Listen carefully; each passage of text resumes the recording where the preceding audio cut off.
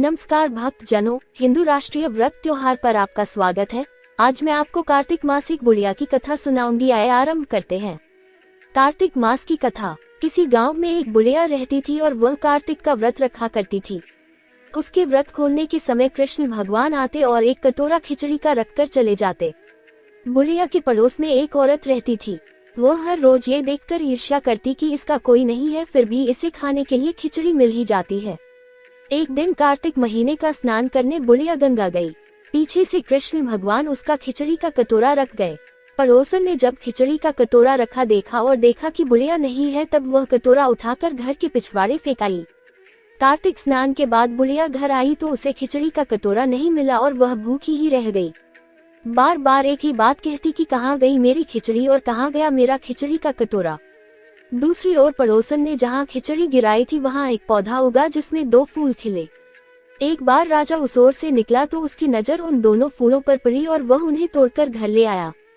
घर आने पर उसने वह फूल रानी को दिए, जिन्हें सूंघने पर रानी गर्भवती हो गई। कुछ समय बाद रानी ने 2 पुत्रों को जन्म दिया। वह दोनों जब बड़े हो गए तब वह किसी से भी बोलते नहीं थे, लेकिन जब वह दोनों शिकार पर जाते तब रास्ते में उन्हें वही बुढ़िया मिलती जो अभी भी यही कहती कि कहाँ गई मेरी खिचड़ी और कहाँ गया मेरा कटोरा। बुढ़िया की बात सुनकर वह दोनों कहते कि हम है तेरी खिचड़ी और हम है तेरा बेला। हर बार जब भी वह शिकार पर जाते तो बुढ़िया यही बात कहती और वह दोनों वही उत्तर देते। एक बार राजा के कानों में यह बात पड़ गई। उसे आश्चर्य हुआ कि दोनों लड़के किसी से नहीं बोलते, तब ये बुढ़िया से कैसे बात करते हैं। राजा ने बुढ़िया को राजमहल बुलवाया और कहा कि हमसे तो किसी से ये दोनों बोलते नहीं हैं, तुमसे ये कैसे बोलते हैं। बुढ़िया ने कहा कि महाराज, मुझे नहीं पता कि ये कैसे मुझसे बोल लेते हैं। मैं तो कार्तिक का व्रत करती थी और कृष्ण भगवान मुझे खिचड़ी का बेला भरकर दे जाते थे। एक दिन मैं स्नान करके वापस आई तो मुझे वह खिचड़ी नहीं मिली।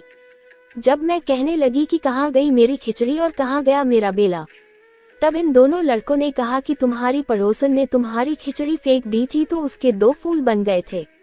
वह फूल राजा तोड़कर ले गया और रानी ने सूंघा तो हम 2 लड़कों का जन्म हुआ। हमें भगवान ने ही तुम्हारे लिए भेजा है। कथा संपूर्ण। कृष्ण भगवान की जय, गणेश भगवान की जय। ऐसी धार्मिक कथाएं सुनने के लिए चैनल को सब्सक्राइब अवश्य करें। धन्यवाद।